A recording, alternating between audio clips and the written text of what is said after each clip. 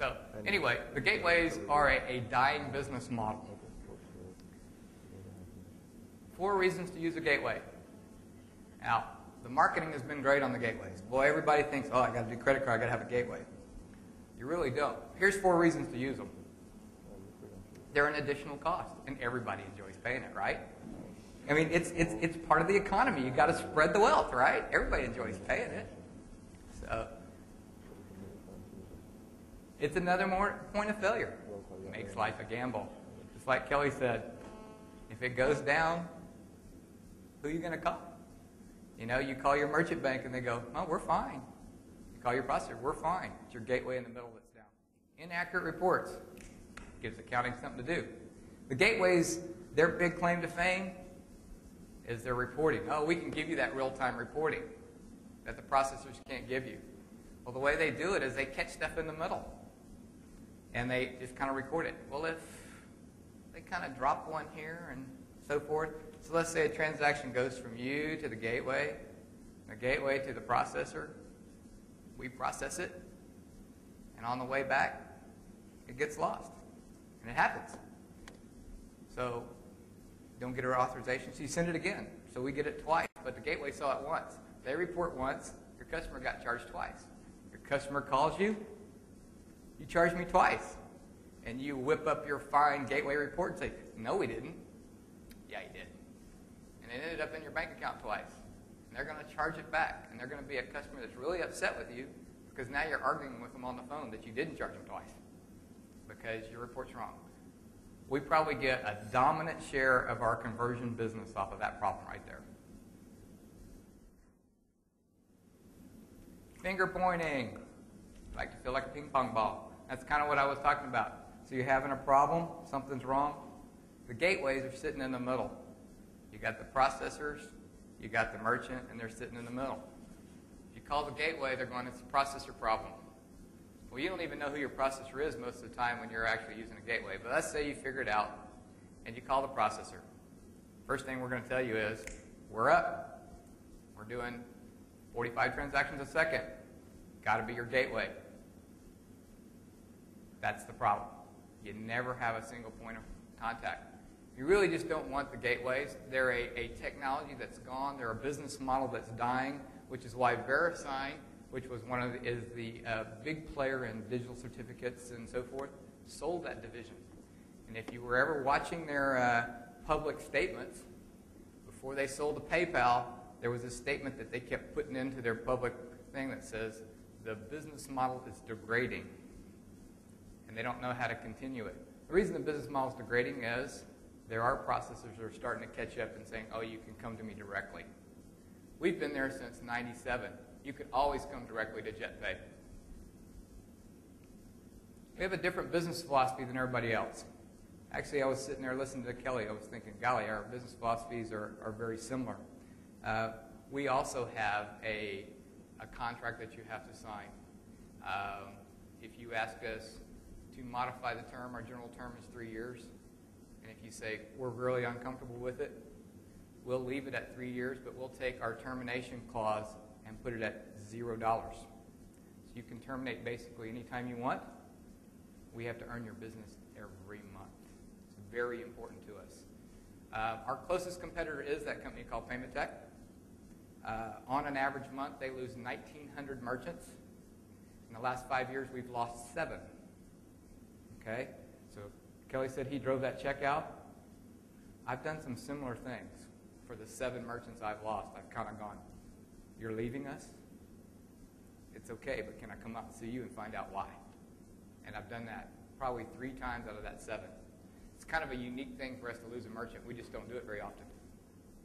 Our philosophy is that if we put the money in your pocket and we make a decent margin, and we keep telling you how to save money and put more in your pocket, you're never going to leave us.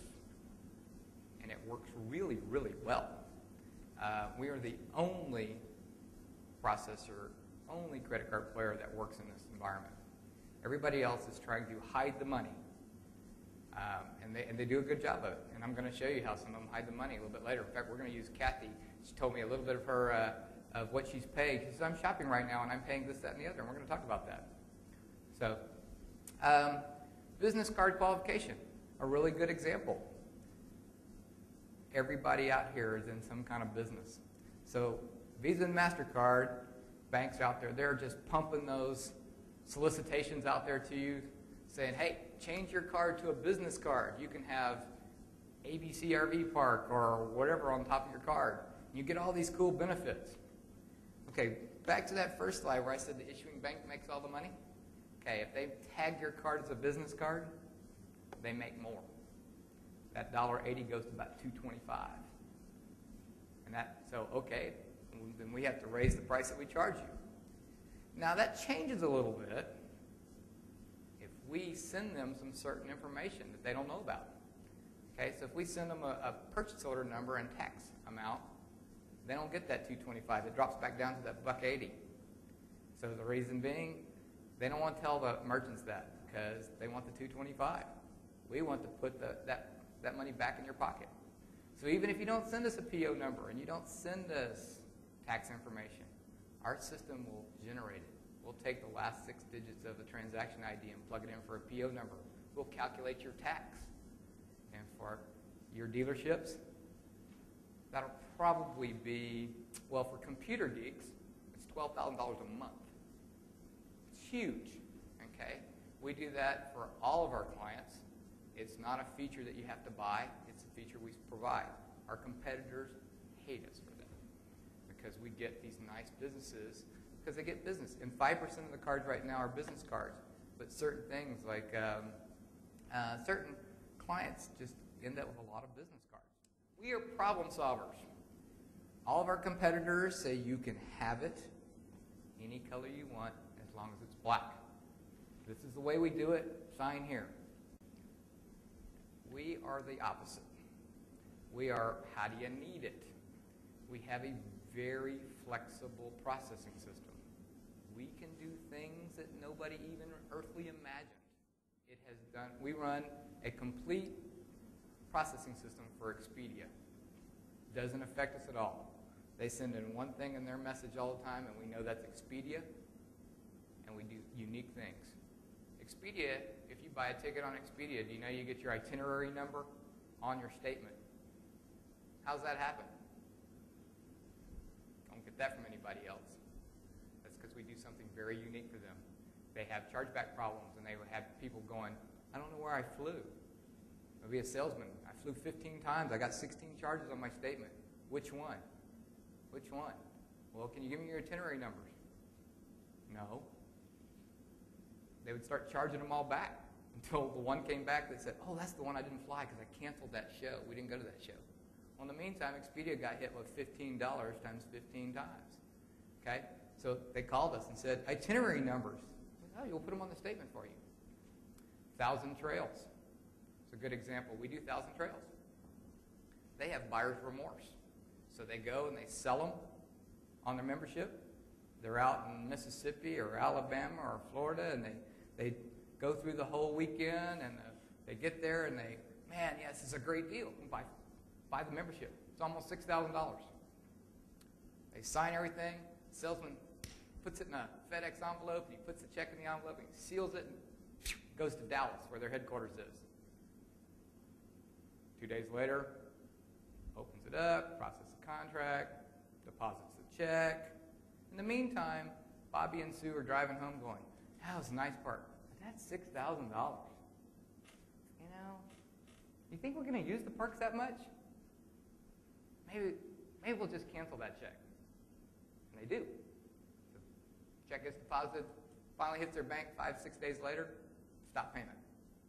Buyer's remorse. That was $6,000, whoosh. And not a chance to make the customer happy either. Once you got them in there, then you can go to making that member happy, giving them the experience where they're going, this is worth the $6,000. Okay? So this buyer's remorse. We're on the phone with them one day about something else, and somebody said this. We said, we can fix that. I'm like, what do you mean you can fix that? We can fix that. So today we have scanners out at all their locations. They write that check, sign that contract, they're all happy. Okay, that check didn't go in a FedEx envelope, go to Dallas. It goes, sucked it right out of their account. Okay? So when buyer's remorse, Bobby and Sue are going home, we'll call our bank. they call their banker, that's gone. It's gone, it's paid. Okay, at that point in time, they don't want to call Thousand Trails and say, we want our money back. That time they, well, let's just try it out. So we took their buyer's remorse from this huge number down to a small, finite little piece of change that they say is just irrelevant now.